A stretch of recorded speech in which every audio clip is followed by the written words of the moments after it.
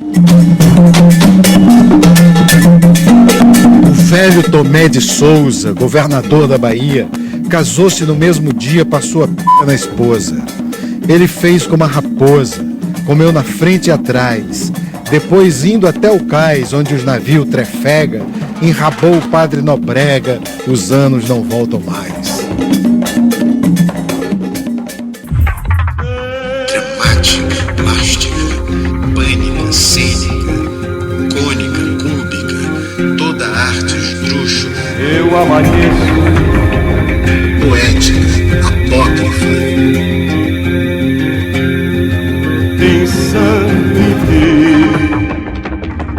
Eu canto a arte elástica. Apresentamos hoje a verdadeira história do Brasil, que também na versão de Boris Estrabão começa na Bahia. Estamos em 1549, quando chega à Bahia, diretamente de Portugal, o primeiro governador-geral do Brasil, Tomé de Souza, acompanhado do padre jesuíta Manuel da Nóbrega, que o povo baiano daquela época e o poeta Zé Limeira chamam de Nobrega.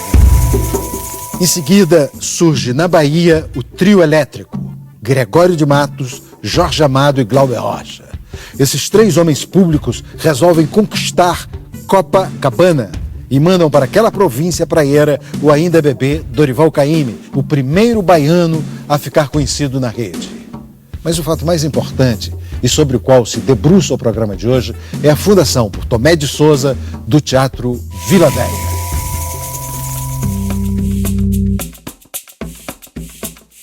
Quando Tomé de Souza desceu na estação Pelourinho do metrô da Bahia, começou a procurar entre os nativos um chefe da tribo carioca, conhecido como João Augusto. João Augusto havia se rebelado contra Martim Afonso de Souza ou Martim Gonçalves, a história confunde os nomes, que à época dirigia a Escola de Teatro da Bahia. Em seguida, dito João Augusto juntou-se a outra nativa, de nome Sônia dos Humildes, também conhecida como Dadá, companheira de Corisco. Corisco, que por sua vez era o codinome de Otton Bastos, trabalhava para Virgulino Ferreira, de codinome Lampião, segundo alguns, um roqueiro da época, líder da banda de Lampião. Tomé de Souza procurou João Augusto no Pelourinho e só não o encontrou porque ele estava ensaiando com o povo da Sociedade Teatro dos Novos. Estou olhando aqui as fotos dos nativos que eram ligados ao povo da Sociedade Teatro dos Novos, da Bahia. Esse aqui se chama Gilberto, esse outro se chama Caetano, ou Caé, irmão, ao parecer, dessas duas Marias, que são Maria da Graça e Maria Bethânia. Maria Bethânia, de quem Tomé de Souza dizia: "Tu és para mim, senhora do engenho". Este é Tom Zé, que para alguns seria Tom Zé de Souza, embora para outros Tom Zé de Souza seria o nome verdadeiro do governador-geral, que o preguiçoso sotaque baiano abreviou para Tomé de Souza. Agora, um personagem fundamental na história, Márcio Meireles. Márcio foi um famoso filho de Tomé de Souza com uma índia, que naqueles tempos vigorava a lei de Talião, também conhecida por lei do olho por olho, dente por dente, que era, sobretudo, praticada desta forma: os índios antropófagos comiam os portugueses e os portugueses priápicos comiam as índias. Eu quero mostrar um documento que prova a veracidade das lições de Estrabão. Aqui está. Esta é a mais acreditada história do Brasil, como sabemos todos. A história do Brasil pelo método Confuso, de Mendes Fradique, autor também da extraordinária gramática, melhor gramática portuguesa pelo método Confuso. Para quem não sabe, Boris Estrabão foi discípulo de Mendes Fradique, discípulo dileto. E agora então o capítulo final, o Teatro Vila Velha, esse importante marco da civilização brasileira. Cheguei na Bahia, estou na Bahia. Isso aqui tudo agora já é a Bahia. Salve São Salvador! Salve Bahia! Tô aqui, agora eu tô em Salvador, tô mais ou menos aqui, olha, no mapa mundi, eu tô aqui na Bahia, em São Salvador. Cheguei aqui, viva Bahia! Ou seja, ali é o Pelourinho. Olha o Pelourinho, beleza, Pelourinho. Olha aqui, o elevador Lacerda. Viva o elevador Lacerda! Eu tô aqui agora diante da única parede que restou da construção original do Teatro Vila Velha, lembrança de Tomé de Souza, do Padre Nóbrega e de todos os pioneiros desse teatro que completa este ano 500 anos. O Teatro Baiano, no Vila Velha, viveu 500 anos em 50. Há 50 anos atrás, nós estávamos aqui nesse passeio público procurando um lugar para fazer o teatro. E um dia andando, onde hoje é o Teatro Vila Velha, eu vi um espaço enorme, um espaço muito grande. Eu disse, aqui daria um teatro. E aí nós começamos a grande loucura de construir o teatro sem ter absolutamente um tostão. Não é que nós conseguimos? Fizemos milhões de campanhas. Tinha assim, os novos, que o nosso teatro se chamava Teatro dos Novos, aceitam tudo que é velho. Levamos nisso 4 anos. Até que chegou 1964 e tínhamos um teatro, por incrível que pareça. Betânia, Caetano, Tom Zé, Gal Costa, eles fizeram Nova Bossa Velha, Velha Bossa Nova, aí com a gente. As cadeiras do teatro compramos em Santa Amaro da Purificação, porque lá morava Caetano e Betânia e eles disseram que o teatro estava se fechando. O teatro não, um cinema. Aí compramos baratos, né? E começamos a fazer muitas peças, né? Quer dizer, o início da gente foi meio mágico, eu acho. É porque Sônia pode falar mais sobre a história original, porque... Que você bem, porque depois lá na edição a gente... Tá. Márcio, grande Márcio. Márcio Meirelles, conta ela. A história do Teatro Vila Velha, que não seja a do Boris Estrabão. O Teatro Vila Velha foi construído por um grupo de artistas, de atores que saíram da escola de teatro. Seria a primeira turma a se formar pela Escola de Teatro da Universidade da Bahia na época. E eles se desentenderam com Martim Gonçalves, que era o diretor da escola, e saíram antes da formatura. Então eles começaram a batalhar, a fazer o próprio teatro deles. E conseguiram fazer o teatro, conseguiram do governo do estado a cessão do espaço e compraram um galpão industrial e foi adaptado. Então nós, quando viemos em 94, a gente ficou muito em dúvida se a gente mantinha o galpão por uma questão histórica, de patrimônio, mas não era... Na verdade, o galpão era uma alternativa criativa para uma falta de recursos que eles tinham e que existia na época. E o que eles queriam, de fato, era esse teatro que a gente fez, que é um teatro múltiplo, que você pode transformar palco e plateia, você pode, enfim, modificar toda a relação, né, da cena com o espaço, porque ele é um vão aberto com praticáveis que você pode montar vários palcos, vários espaços. E então, desse teatro original, ficaram 2 paredes só. E eu sempre falo, ficaram essas 2 paredes e o espírito, que é um espírito de contestação, de inovação, de pensar a sociedade, de propor coisas, de formar gente, de abrigar a gente, né, de incluir gente. Como ele foi construído em 64, quando foi inaugurado em 64, exatamente no ano, 4 meses depois do golpe militar, foi um teatro que era um espaço de liberdade, se abriu quando se fechou as portas, né, para o pensamento, para a liberdade no Brasil. Então a gente mantém esse espírito, quer dizer, a gente continua abrigando movimentos sociais, continua abrigando um teatro questionador, um teatro de reflexão. Eu estou vendo ali no fundo, naquela fachada, livre, como eu tenho aqui no meu peito. O que é a Universidade Livre de Teatro? Então, a Universidade Livre também é uma síntese desse trabalho, é uma sistematização desses 50 anos do teatro. O teatro sempre foi um teatro que formou pessoas, né? Que formou pensamento, que formou propostas estéticas, que formatou propostas estéticas, experimentou novas saídas. para a linguagem que precisa sempre estar se renovando. E nesse século XXI, né, a linguagem teatral precisa mais que nunca se repensar e se renovar. Para que serve o teatro nesse século, onde a crise da representação é um fato, onde a comunicação à distância é outro fato, onde a presença virtual em tempo real também é um fato. Então a gente começou a pensar isso e resolvemos criar essa Universidade Livre, que é uma busca de respostas ou de novas questões para o teatro e para a sociedade, né? Então a Universidade Livre é um coletivo multidisciplinar, onde a gente trabalha com vários colaboradores, né? Não somos alunos nem professores, somos colaboradores de um processo de formação. Então a gente trabalha muito no aprender fazendo, né? Então a gente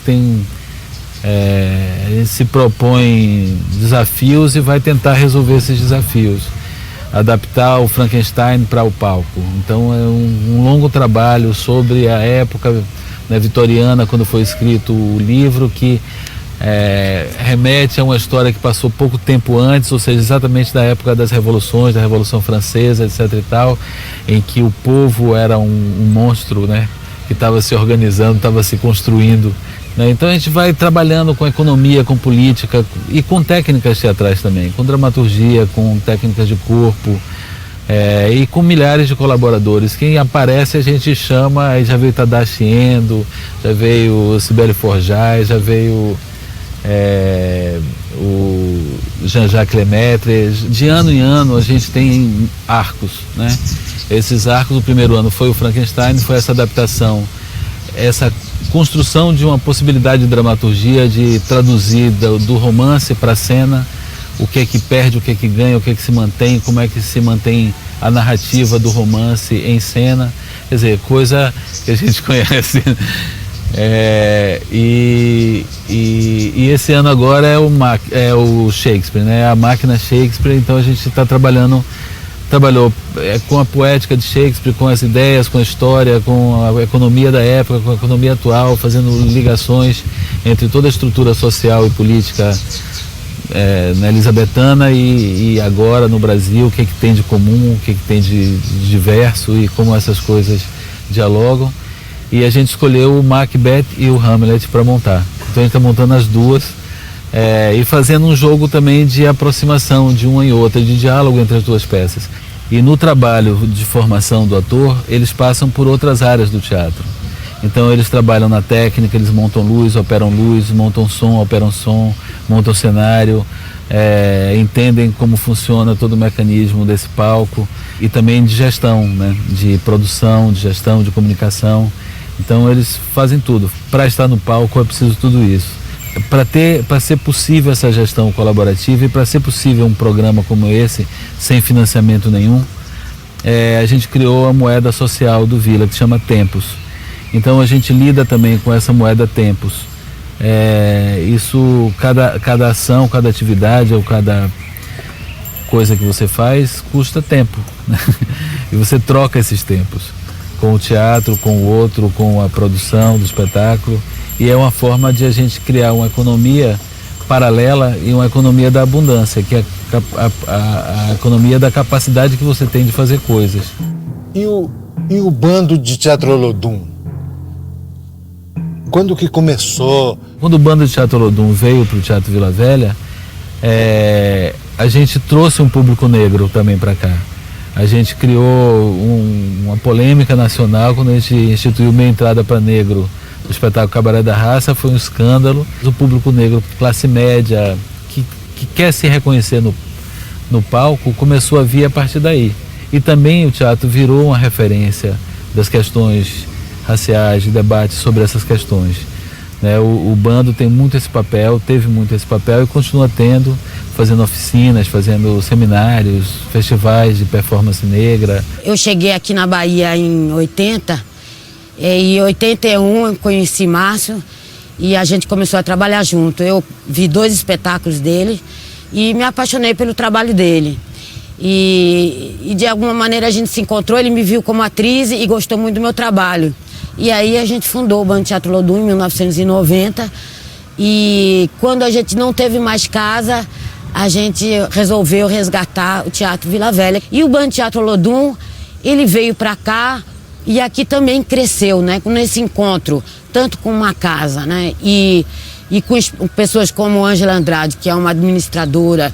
A gente cresceu em termos de administração, de produção, e passamos também a tanto ter um produto artístico, mas também produzir coisas como o Fórum de Performance Negra, como a Cena Tá Preta.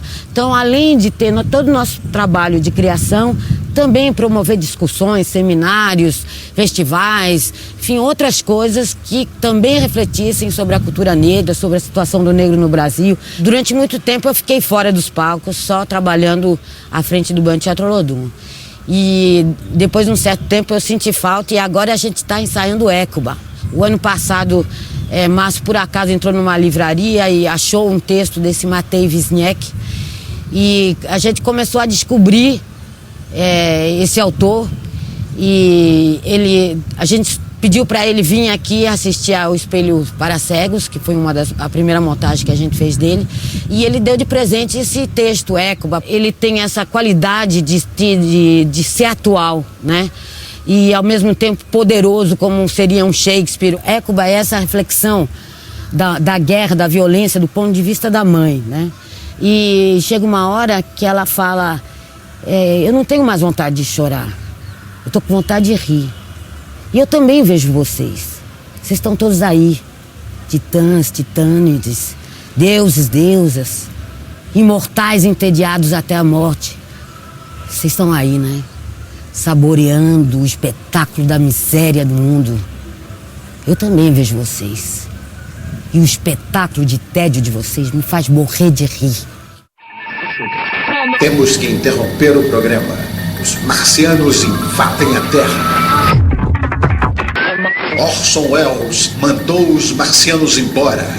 Volta o programa. Queria ouvir algumas pessoas, vou ouvir outras pessoas, as várias pessoas que foram chegando, a mais nova geração de alunos da Universidade Livre da Bahia e de gente que está do teu lado nessa história agora. Em 2009 eu vim fazer uma oficina quando o Vila era ponto de cultura. Eu fiz a oficina com Yara Colina, era ela que dirigia essa oficina. E aí a gente teve uma amostra de resultado de oficina. E depois voltei para cá em 2013. E aí, a partir daí, não saí mais daqui. Sempre muito diferente do que a gente vê lá fora, assim, né? Universidade Livre. Exatamente, a Universidade Livre, né? Então, a primeira vez que eu vim pro Vila foi para assistir uma peça do Bando de Teatro Olodum, chamada Cabaré da Raça. E aí me apaixonei por aquele teatro e falei, pô, também quero fazer isso. E aí comecei a fazer alguns cursos aqui no Vila, que é o curso de verão, o Vila Verão, né? E daí que vem a Universidade Livre, eu faço parte da primeira turma, né? Não é só o ator em cena, é o ator fazendo o teatro de verdade, né? Ele tudo. Sou atriz do Bando de Teatro Olodum desde a fundação, em 1990. Eu acho um prazer a gente falar do Vila, porque a história do bando é muito misturada com a história do Vila. De 90 para cá, a história é muito longa. A gente trabalhou muito na Faculdade de Medicina, lá no Terreiro de Jesus. Foi um período grande, foi onde a gente montou toda a trilogia, essa nossa praia, Bye Bye Pelô e Opaió. Daí, em 94, Márcio e Ângela resolveram então entrar no Teatro Vila Velha. Era todo mundo muito jovem, muito afim de fazer teatro, ter uma casa, ocupar um espaço, foi emocionante. Aí viemos todos para cá. Entre a cara do Teatro Vila Velha, eu acho que é a cara do Bando Teatro Olodum. No ano de 2006, entrei no bando para fazer o Sonho de uma Noite de Verão e tô aí até hoje, né? Eu acabei de vir de um projeto da Cena Lusófona, que é um projeto que o Teatro Vila Velha tem com o teatro do Teatro da Cerca de São Bernardo, a companhia A Escola da Noite, de Coimbra, Portugal. E esse foi o 4º estágio já de atores internacionais. Fui eu e a outra atriz do bando também, a Elane Nascimento. O do teatro e do bando já foram o Érico Braz, acho que no primeiro estágio. Foi a Arlete Dias e o Leno Sacramento foi no 2º estágio, eu acho, se não me engano. Acho que é isso. A gente fez um processo em São Tomé e Príncipe, em África. Aí a gente fez um processo lá de um mês, fomos para Coimbra, Portugal, onde a gente terminou de montar o espetáculo, que se chama As Orações de Mansa, tá? É de um escritor guinense, um escritor de Guiné-Bissau, que fala sobre política, sobre tomada de poder, sobre ditadura, é o que o país vive até hoje ainda, né? E a gente apresentou em Portugal, foi para a Espanha, e eu acho que é isso. Bacana. E como é a história do prêmio Jabuti, que um autor ligado de Salvador e ligado ao Vila Velha ganhou? É o Namíbia Não, a peça Namíbia Não que eu escrevi em 2009, 2010, 2011 a gente estreou. Só que entre o espaço da escrita e da encenação, teve a primeira leitura dramática que foi no Teatro Vila Velha, com uma mesa redonda, conversando, todo mundo discutindo e dando opinião sobre o texto. Era o meu primeiro texto de teatro, que acabou virando livro, e aí acontecendo a história do Jabuti, né? Eu ganhei o prêmio Jabuti com esse livro, porque é um livro que surge a partir da peça, né? É a versão, vamos dizer, romanceada do espetáculo que eu fiz. E dali veio a nova dramaturgia da Melanina Acentuada, que é o evento que reúne, né, autores negros, jovens, contemporâneos, que estão falando sobre racismo, sobre amor, sobre ciúmes, sobre diversos temas. E é uma ligação muito forte o Teatro Vila Velha com a gente. Márcio, vamos mudar de banco e falar de dança? Olha ali, naquele banco ali aquele outro, então ali a Cristina e a Sônia. Vamos até lá? Cristina, rola dança no Vila Velha? Eu venho de uma trajetória muito tradicional da dança, né, do balé e de companhias oficiais. E quando eu cheguei aqui no Teatro Vila Velha, que eu conheci Sônia Robato, Márcio Meirelles e a turma, né, que está fazendo até hoje, que é incrível isso, eu descobri uma nova arte. Eu descobri uma nova maneira de trabalhar com a arte, de ser artista e principalmente de ser cidadão. Eu chego no Vila através de um convite de Márcio Meirelles para coreografar o Bando de Teatro Lodum. É um bando de artistas, nossa, com energia impressionante, com outro movimento que não tinha nada a ver com o que eu fazia e foi um grande desafio para mim. Então, depois dessa experiência de inauguração e de coreografar elencos com atores, eu fundei uma companhia Vila Dança. E com essa companhia, que durou fixo, um elenco fixo, 10 anos, eu criei vários espetáculos. Mais de 15, né? Mais de 15 espetáculos para eles, para esse elenco, e em diferentes processos criativos. Meus espetáculos sempre são com interações de linguagens, às vezes com vídeo, às vezes com o próprio teatro, principalmente com as artes plásticas. E com esse grupo, o grupo do Teatro Vila Velha, nós conseguimos fazer todo o Brasil, se apresentar em todas as capitais praticamente do Brasil e fazer estreias internacionais também. Hoje a gente tem, depois de 8 anos, um grande festival internacional que é feito aqui no teatro durante um mês, né, um mês de programação, e que ficou tão intenso que a gente já também leva produções para outros teatros. A gente já está levando também para 2 estados do Brasil. A gente fazemos já Minas Gerais, Belo Horizonte e Vitória do Espírito Santo. Márcio, na história do Brasil de Boris Estrabão, você é apresentado como filho de Tomé de Souza, que desembarcou na Bahia no século XVI. Isso é verdade? Não, eu acho que mais com Caramuru do que com Tomé de Souza. Porque exatamente o Vila Velha era a vila do Pereira, a vila que ele fundou com os índios, né? Tomé de Souza veio numa missão de colonizar, né? E ele também veio com a missão oficial do colonizador para montar uma cidade já planejada.